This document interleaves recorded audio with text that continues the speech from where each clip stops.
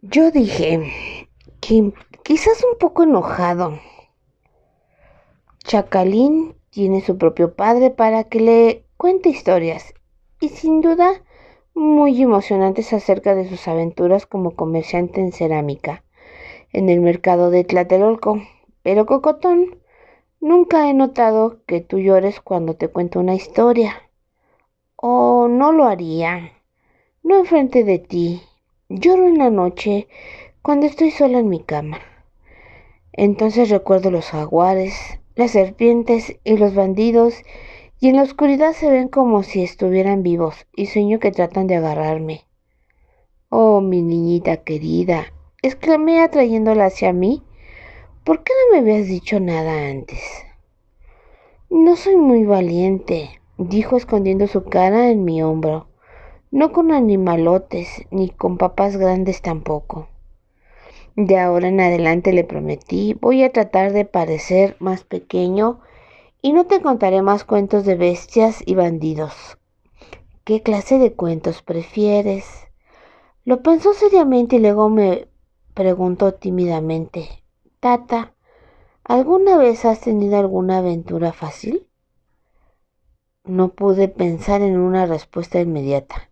Ni siquiera podía imaginarme lo que quería decir por una aventura fácil, a menos de que se refiriera a algunas que le pudieran haber pasado al padre de Chacalín, como vender un cacharro rajado sin que el cliente se hubiera dado cuenta. Pero entonces recordé algo y le dije, una vez tuve una aventura muy tonta. ¿Tú crees que esa sería aceptable? Ella dijo, oh sí, divierten los cuentos tontos. Me acosté en el suelo y levanté las rodillas y apuntando a ellas le dije, ese es un volcán que se llama Cheboruco, que quiere decir el que resopla con ira. Pero te prometí que no resoplaría. Siéntate aquí arriba, exactamente en su cráter. Una vez que se hubo acomodado en mis rodillas, yo empecé con el tradicional Ogyenechá y le conté cómo la lava del volcán me había empujado mar adentro por haber estado estúpidamente en medio de la bahía. Durante toda mi historia me contuve de hacer los ruidos que hacía el volcán al eruptar la lava y los que hacía el vapor. Pero cuando llegué a la parte más importante de mi narración, de repente grité «Wi, wi, oni» y bajé y subí las rodillas rápidamente. ¡Yompa! Me fui con el mar. En ese movimiento, al decir ompa, Cocotón brincaba de tal manera que se resbalaba por mis muslos hasta caer en mi barriga, sacándome todo el aire, lo que hacía que gritara y riera con placer. Parecía que al fin había atinado con una historia y en la forma que contarla más adecuada para una niñita. Desde entonces y por mucho tiempo, cada tarde jugábamos al volcán haciendo erupción. Aunque le narraba otras historias que no la asustaban, Cocotón siempre insistía en que le contara también y le demostrara cómo el ceboruco me había arrojado una vez fuera del único mundo. Y se lo contaba una y otra vez, siempre con su participación tremulante agarrada a mis rodillas, mientras yo arrastraba y alargaba las palabras preliminares para darle más emoción, y luego gritando alegremente cuando la balanceaba, y riéndose fuertemente cuando al fin la dejaba caer sobre mí, sacándome todo el aire. El volcán, haciendo erupción, siguió con sus erupciones todos los días hasta que Cocotón creció lo suficiente como para que Biu desaprobara esa conducta que no era la de una señora. Y cuando Cocotón también encontró el juego muy infantil, así se hizo. Yo estaba para entonces un poco triste de verla crecer y salir de su infancia, pero también estaba cansado de que me brincara en la barriga. Llegó el día en que inevitablemente Coscal vino a verme otra vez y en un lamentable estado.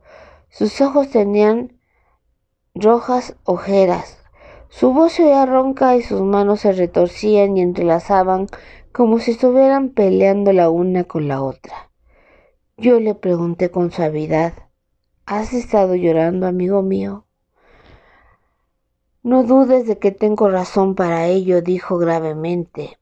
Pero no he estado llorando. Lo que pasa es que... Y él separó sus manos en un gesto distraído. Desde hace tiempo mis ojos y mi lengua parecen como si los sintiera hinchados o más gruesos, como si tuviera una capa de algo encima. Lo siento mucho, le dije. ¿No has visto a un físico? No, pero no vine a hablar de eso, Miss Lee. ¿Fuiste tú? No, pretendí hipócritamente que no sabía nada, así es que le dije, sé de lo que me estás hablando. Beú me dijo algo acerca de eso hace algún tiempo, pero no, yo no fui. Él asintió con la cabeza y dijo sintiéndose miserable, te creo, pero eso solamente lo hace más difícil de sobrellevar. Nunca sabré quién fue, aunque la mate a palos. Ella nunca me lo dirá y además no podría pegarle a Kekelmiki. Yo reflexioné por un momento y luego le dije, te diré que ella deseaba que yo fuera el padre. Él asintió otra vez temblando como un viejo. Lo había supuesto. Ella debió de haber querido un niño lo más parecido posible a tu hija. Después de una pausa dijo, si tú lo hubieras hecho, me hubiera sentido herido, pero lo habría podido soportar. Con su mano se restregó una mancha pálida muy curiosa que tenía en su mejilla, casi de un color plateado. Me preguntaba si no se habría quemado otra vez, sin darse cuenta. Luego noté que los dedos de las manos que tanto se estrujaba casi no tenían color en sus puntas. Él continuó hablando. Mi pobre Kekelmiki. Creo que ella hubiera podido soportar un matrimonio con un hombre sin sexo, pero después de haber llegado a sentir tan grande amor de madre por tu hija, ya no pudo sufrir un matrimonio sin frutos. Miró a través de la ventana y se sintió infeliz. Mi hijita estaba jugando en la calle con algunos de sus amigos. Yo tenía la esperanza. Yo traté de darle alguna satisfacción en ese aspecto a ella. Empecé a darles clases especiales a los hijos de los sirvientes que ya tenía a mi cargo, preparándolos para que siguieran dentro del mismo servicio doméstico de sus padres. Mi verdadera razón era que tenía la esperanza de distraerla de su anhelo a ver si podía aprender a amar a esos niños. Pero como ellos eran los hijos de otras gentes y ella no los quería desde que eran pequeños como Cocotón. Mira, Coscal, le dije, el niño que ella lleva en su vientre no es tuyo. No puede serlo, pero a excepción de la semilla es su hijo, y ella es tu amada esposa. Suponte que te casaste con una viuda madre de una criatura. Dime, ¿sufrirías estos tormentos si ese hubiera sido el caso? Ella ya ha tratado de ese argumento conmigo, dijo con aspereza. Pero en ese caso, como tú lo puedes ver, yo no tendría por qué sentirme traicionado como me siento ahora después de todos estos años de felicidad conyugal. Bueno, por lo menos yo era feliz. Recordé los años durante los cuales sin Yaya y yo habíamos sido completamente el uno para el otro y traté de imaginarme cómo me habría sentido si ella me hubiese sido infiel y al fin le dije, amigo mío, sinceramente te comprendo. Sin embargo, ese niño será el hijo de tu esposa y ella es una mujer muy hermosa, por lo que es casi seguro que el niño también lo será. Casi te puedo asegurar que pronto lo aceptarás e incluso lo llegarás a amar. Yo sé cuán bondadoso eres y sé que puedes amar a una criatura sin padre, tan profundamente como amaste a mi hija cuando perdió a su madre. No exactamente sin padre, refunfuñó. Será el hijo de tu esposa, persistí. Tú eres su marido, tú serás su padre. Si ella no ha dicho quién es el padre, ni siquiera a ti, es muy difícil que se lo diga a otra persona. ¿Y quién conoce las condiciones físicas en que te encuentras? Beú y yo sí, pero puede estar seguro de que nunca diremos una palabra acerca de eso. Glotón de sangre hace mucho tiempo que murió, lo mismo que aquel viejo físico de palacio que atendió tu herida. No puedo pensar en ninguna otra persona que... Yo sí, me interrumpió ásperamente. El hombre que es el padre, que muy bien pudiera ser un borracho de Oakley, que en meses pasados se ha estado vanagloriando de su conquista en todas las casas para beber que hay en la isla. Quizá algún día se presente en nuestra casa y venga a demandar. Yo dije, uno debe suponer que Cosquillosa fue discreta y escogió bien al hombre, aunque personalmente yo no estaba muy seguro de eso. Y hay otra cosa también, continuó Coscal. ¿Tú crees que volverá a estar satisfecha por mucho tiempo con la clase de sexo que yo le ofrezco? ¿Tú crees que no volverá a buscar a un hombre otra vez, ahora que ella ha disfrutado de él, el sexo normalmente? Yo le dije con severidad, te estás ahogando en una taza de agua. Probablemente todas esas posibilidades nunca lleguen a suceder. Ella deseaba un hijo, eso es todo. Ahora ella lo tendrá. Puedo asegurarte que las nuevas madres tienen muy poco tiempo de ocio para dedicarse a la promiscuidad. Ay, ya se quejó roncamente. Desearía que tú fueras el padre Mixley.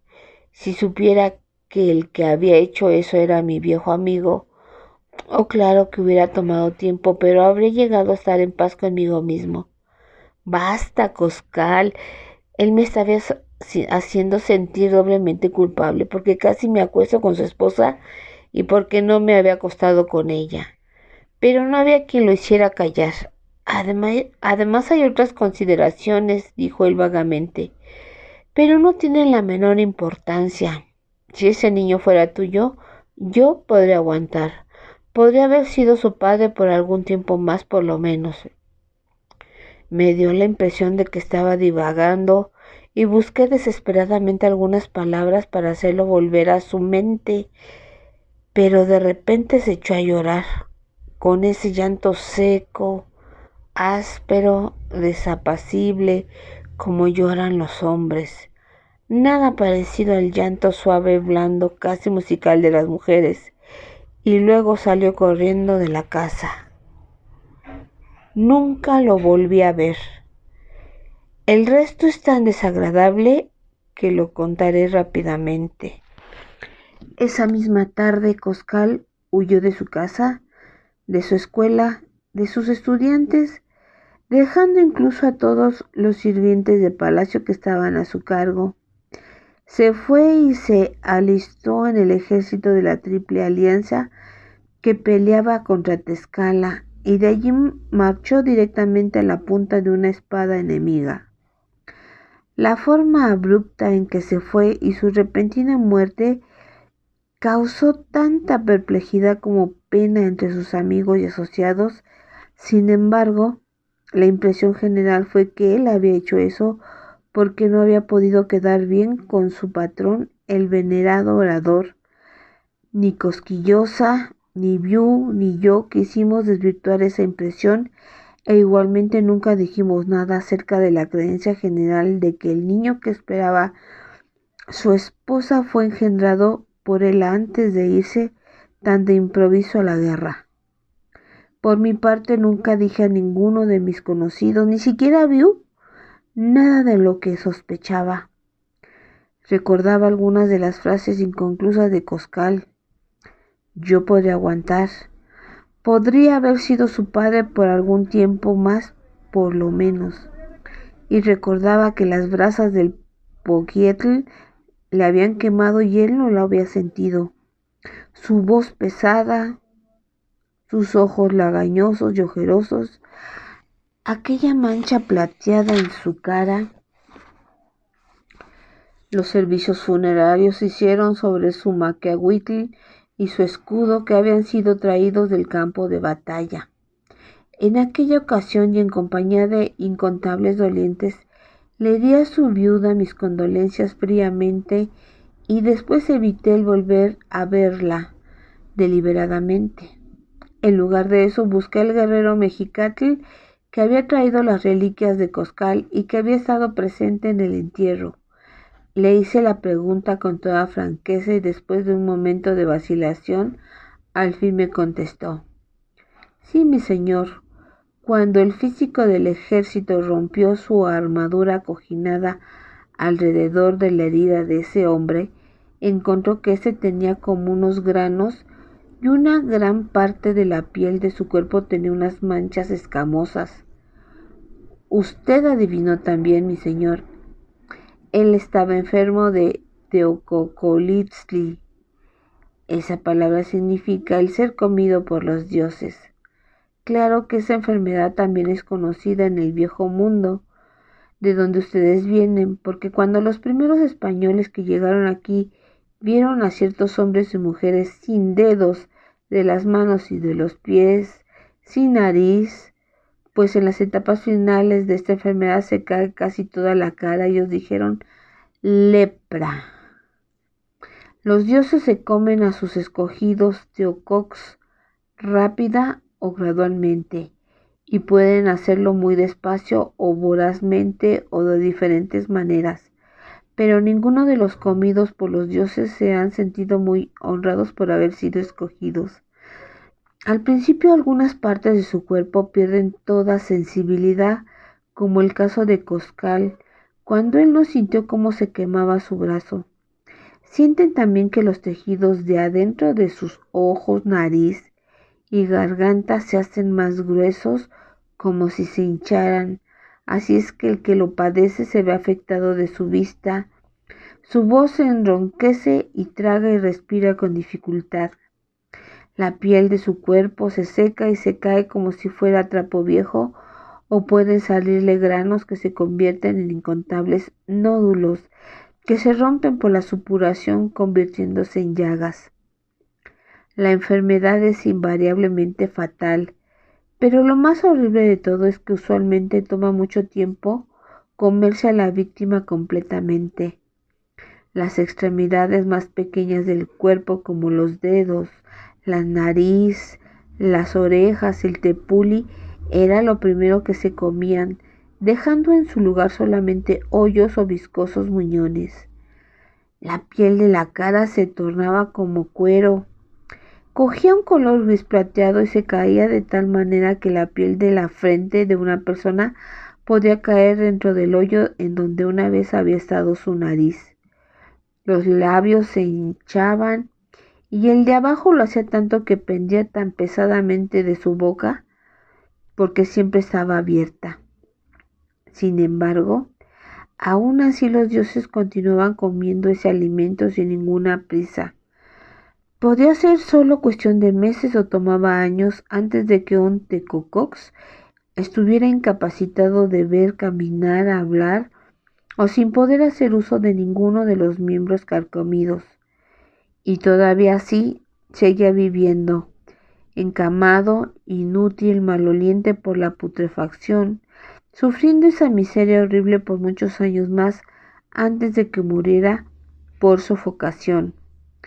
Pero como no todos los hombres o las mujeres que lo sufrían deseaban vivir esa media vida y aunque la pudieran soportar sus seres queridos, no podían sufrir por tanto tiempo las náuseas y el horror que les provocaba el atender las funciones de sus cuerpos y sus necesidades.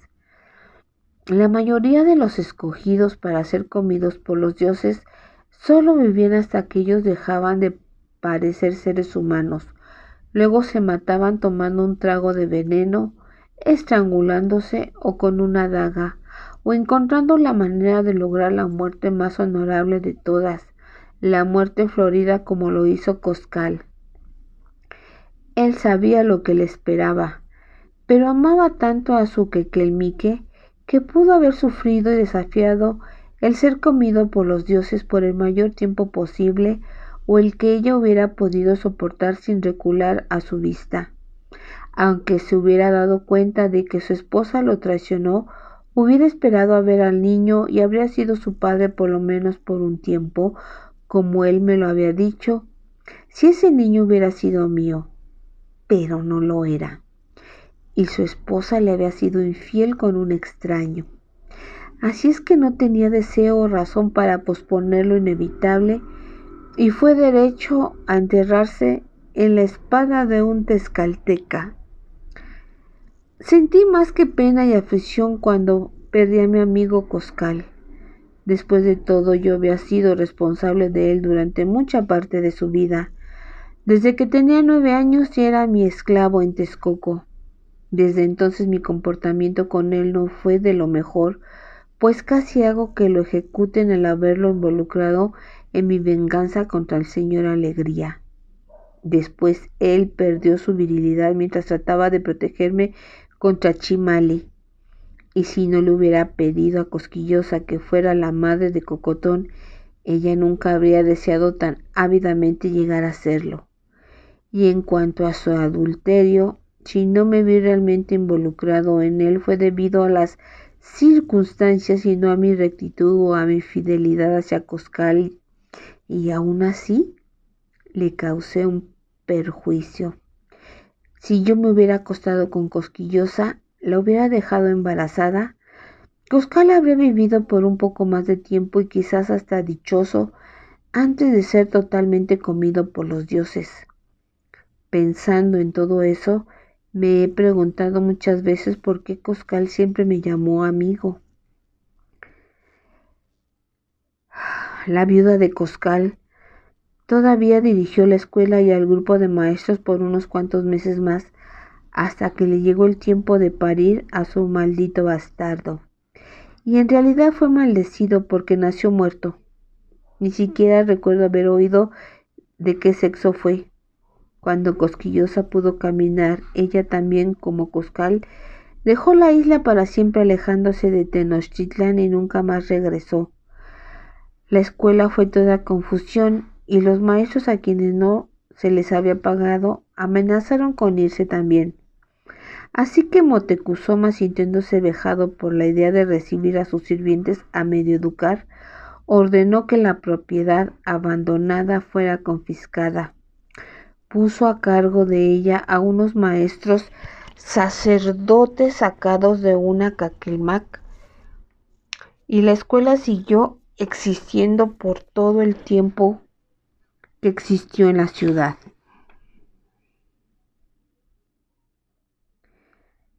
Llegó por fin el día en que mi hija Cocotón cumplió los 7 años y por supuesto que todos dejamos de llamarla migajita.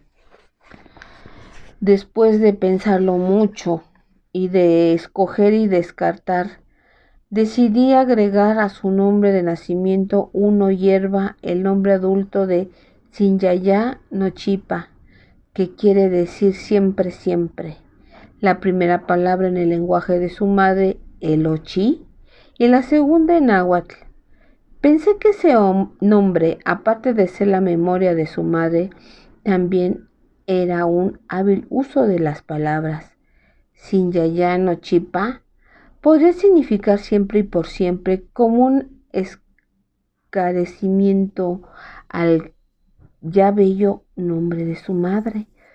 O se podría interpretar por siempre, siempre, significando que la madre vivía en la persona de su hija. Con la ayuda de Beú, arreglé una gran fiesta de celebración para ese día, invitando al vecinito Chacalín y a todos los demás compañeros de juegos de mi hija con sus respectivos padres. Antes, por supuesto, Beú y yo llevamos a la niña para que fuera registrada con su nuevo nombre en el registro de ciudadanos de esa edad. No fuimos a ver al hombre que se encargaba del registro de toda la población en general, ya que Sinyaya Nochipa era la hija de un campeón águila. Fuimos a ver al Tonalpoqui de Palacio, quien se encargaba de registrar a los ciudadanos más selectos. El viejo archivero gruñó: «Es mi obligación y mi privilegio usar el libro Tonalmatl adivinatorio y con mi talento interpretar el nombre que le corresponde a la criatura». Las cosas han llegado a ser tan agraviantes que los padres creen que simplemente pueden venir aquí y decirme qué nombre debo ponerle al nuevo ciudadano. Eso ya es bastante indecoroso, señor campeón, y para colmo usted todavía quiere ponerle a la pobre criatura 2 palabras exactamente iguales, aunque están en diferentes lenguas, pero que además no quieren decir nada. ¿No podría llamarla por lo menos siempre enjollada o algo más comprensible que eso? No, dije con firmeza. Ella será siempre, siempre. Él preguntó con exasperación. ¿Por qué nunca, nunca?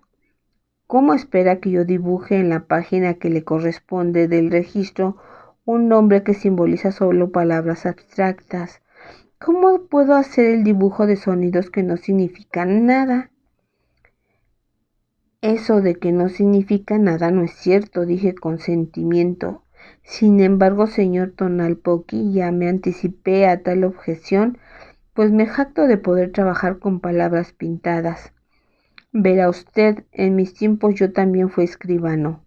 Le di el dibujo que había hecho, que mostraba una mano agarrando una flecha en la cual estaba posada una mariposa. Leyó en voz alta las palabras mano, flecha y mariposa, Noma Chiquili Papalotl. Ah, veo que usted está familiarizado con la manera útil de dibujar el significado de una cosa únicamente por el sonido. ¿Sí? En verdad que los primeros sonidos de las 3 palabras hacen que le sea Nochipa siempre. Aunque lo dijo con admiración, parecía como si le hubiera costado un gran esfuerzo decirlo. Entonces caí en la cuenta de que el viejo sabio temía que no se le pagara su salario completo, ya que no le dejé más trabajo que hacer que copiar el nombre. Así es que le pagué una cantidad en polvo de oro que hubiera tenido que ganar en varias semanas de estudiar sus libros adivinatorios. Cuando hice eso, dejó de gruñir y se puso a trabajar inmediatamente, ceremoniosamente y con gran cuidado, utilizando más pinceles y cañas de los que en realidad necesitaba. Pintó los símbolos utilizando toda la hoja completa del registro, un punto, el glifo afelpado, la hierba y luego los símbolos que yo había dibujado de siempre 2 veces.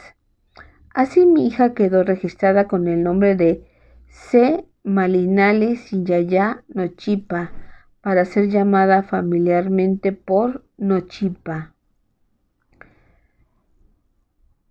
En el tiempo en que Moctezuma subió al trono, su capital Tenochtitlán apenas se había medio recobrado de la devastación producida por la gran inundación. Miles de habitantes todavía estaban viviendo amontonados con los familiares que habían tenido la suerte de conservar sus casas o habitaban en cabañas construidas con los pedazos de piedras dejados por la inundación o hechas con las hojas de los magueyes que estaban en la tierra firme, o viviendo en un estado todavía más miserable en canoas atadas bajo los soportes de los caminos puentes de la ciudad. Se necesitaron 2 años más antes de que la adecuada reconstrucción de viviendas de Tenochtitlán fuera terminada bajo la dirección de Moctezuma. Y ya que estoy hablando de eso, él me mandó construir un palacio nuevo, a la orilla del canal que da al lado sur, en el corazón del único mundo. Era un palacio inmenso, de lo más lujoso y elaboradamente decorado y amueblado. Un palacio sin igual, como nunca se había visto en estas tierras, mucho más grande que toda la ciudad y nación completa de Nezahualpilli. De hecho, Moctezuma, imitando a Nezahualpilli, mandó construir también un elegante palacio campestre en la falda de la bellísima montaña del pueblo de Coanhuaca, al cual ya he mencionado varias veces con admiración. Como ustedes saben, mis señores escribanos, si alguna vez han visitado ese palacio desde que su capitán general Cortés se apropió de él para convertirlo en su residencia, habrán visto que sus jardines son los más vastos y los más magníficos, con plantas exóticas que estoy seguro que ustedes jamás las han visto en ninguna otra parte. La reconstrucción de Tenochtitlán hubiera sido más rápida y en todos los dominios mexicas se habría podido asegurar una mayor prosperidad si no hubiera sido porque Moctezuma, desde que ascendió al trono, se pasó de una guerra a otra cuando no estaba supervisando dos al mismo tiempo. Como ya dije, se lanzó inmediatamente sobre Tlaxcala en una nueva guerra contra esa nación frecuentemente acosada, aunque por siempre obstinada. Aunque naturalmente eso ya era de esperarse, todo nuevo Huitlatuani que se instalara en el trono casi siempre empezaba su reinado ejercitando sus músculos contra esa tierra, ya que ésta tenía la gran ventaja de la cercanía y su estólida enemistad la hacía la víctima más natural. Sin embargo, muy poco valor hubiera tenido para nosotros si alguna vez lo hubiéramos conquistado. Sin embargo, en ese mismo tiempo Moctezuma había empezado a trazar los jardines en sus tierras y él escuchó de cierto viajero una historia sobre un árbol singular que solamente crece en una pequeña región al norte de Huascayac. El viajero, sin ninguna imaginación, la llamaba solo por el árbol de las flores rojas, pero la descripción que hizo de él intrigó al venerado orador. Las flores de ese árbol, dijo el hombre, estaban formadas de tal manera que parecían una réplica exacta, pero en miniatura, de las manos humanas, cuyos pétalos parecían dedos con su respectivo pulgar. Desgraciadamente, dijo el viajero, el único lugar en donde crecía ese árbol era en la tierra de una miserable tribu de los Mixteca.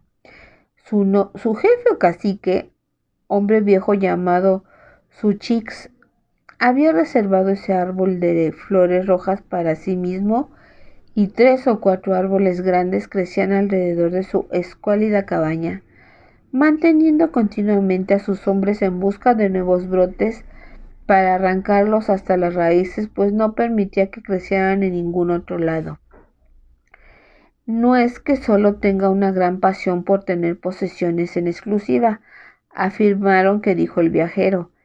Esa flor en forma de mano es una medicina muy buena que cura las enfermedades del corazón que no pueden ser curadas por medio de otros tratamientos. El viejo Shux lo vende a todos aquellos que padecen esas enfermedades en todas las tierras de los alrededores y a precios abusivos. Es por eso que desea con todas sus ansias que esos árboles sean una rareza y que sean solo para él. Dicen que Moctezuma sonrió indulgentemente. Ah, eso es solo una cuestión de codicia. Lo único que tengo que hacer es ofrecerle más oro del que sus árboles y él podrían obtener en toda su vida. Y mandó a un mensajero veloz que hablara mixteca corriendo hacia Huascayac, llevando con él una fortuna en oro, con las instrucciones de comprar esos árboles y pagar cualquier precio que pidiera su Chix. Pero dentro de ese viejo jefe mixteca debió de haber algo más que avaricia. Debió de haber algún rasgo de orgullo o integridad natural, pues el mensajero regresó a Tenochtitlán con toda esa fortuna en polvo de oro y las noticias de su Chix. Arrogantemente declinó compartir ni una astilla. Así es que lo siguiente que Moctezuma mandó fue una tropa de guerreros llevando obsidiana esta vez, y su Chix y toda su tribu fue exterminada. Y ahora ustedes pueden ver esos árboles cuyas flores parecen manos creciendo fuera de los jardines de Huanhuacán. Pero el venerado orador no solo se preocupaba por los sucesos acaecidos en el extranjero, cuando no estaba proyectando sus jardines o tratando de provocar una nueva guerra o dirigiendo la construcción de sus palacios o disfrutando al guiar personalmente un ejército en un combate, entonces se quedaba en casa y se preocupaba por la Gran Pirámide. Si esto les parece inexplicable, mente excéntrico, reverendos frailes, lo mismo nos sucedió a muchos de nosotros, sus súbditos, cuando Moctezuma concibió una muy peculiar preocupación al decir que la pirámide estaba mal colocada. Parece lo que está mal era que en 2 días en todo el año, uno en primavera y otro en otoño, cuando el día y la noche son exactamente iguales, se proyectaba una sombra casi imperceptible sobre uno de sus lados, exactamente al mediodía. De acuerdo con Moctezuma, el templo no debería de tener ninguna sombra en lo absoluto en esos 2 instantes en el año. Eso hace, decía él, tratando de dar a entender que la Gran Pirámide había sido construida negligentemente, quizás solo en la anchura de 1 o 2 dedos, que su oblicuidad no guarde la adecuada proporción con relación al curso de Tonatiuh cuando cruza en el cielo. Bueno, la Gran Pirámide había estado asentada allí plácidamente por 17 o 18 años desde su terminación y dedicación, y por más de 100 años cuando Moctezuma el Viejo empezó su construcción. Y durante todo ese tiempo ni el Sol Dios ni ningún otro dios dio muestra de estar enojado por ello. Solo Moctezuma, el joven, que parecía tener problemas con esa sombra tan pequeña como el filo de una hacha. Se le podía ver muy seguido parado y observando ceñudo al inmenso edificio, como si solo hubiera ido para darle una patada irritada con la que corrigiera uno de sus ángulos incorrectamente construidos. Por supuesto que la única forma posible de enmendar el error del arquitecto era tirando totalmente la Gran Pirámide y volviéndola a construir desde sus cimientos hasta la cumbre. Un proyecto como para desanimar a cualquiera. No obstante, creo que Moctezuma la habría llevado a efecto si no hubiera sido porque su atención se vio desviada forzosamente hacia otros problemas. Fue precisamente en ese tiempo cuando una serie de alarmantes presagios empezaron a ocurrir. Los extraños sucesos que ahora todos estamos firmemente convencidos de que presagiaban la ruina de los mexica y la caída de todo el mundo civilizado que florecía en esas tierras, la muerte de todos nuestros dioses y el fin del único mundo.